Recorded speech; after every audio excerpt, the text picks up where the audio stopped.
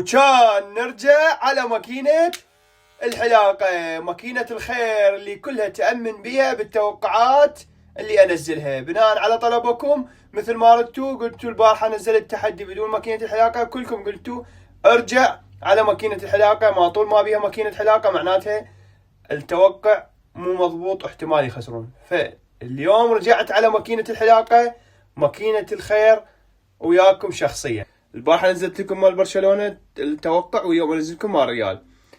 حتى اليوم اثنيناتهن، اليوم تحديين عندي، توقعين اليوم ما اطفر من واحد، يا هذا يا هذا، ما معقول اثنيناتهن اجيبهن صح. توقعي مباراة اليوم ريال مدريد تفوز، باريس راح تخسر، ورجعوني بعد المباراة اطلعوا قدام العالم وقدام الكاميرات واصور لكم فيديو وبهاي الماكينة شزين قلوا لي ازين لحيتي وشواربي، ولا البحر رتبتن وعدلتن، بس ما يخالف.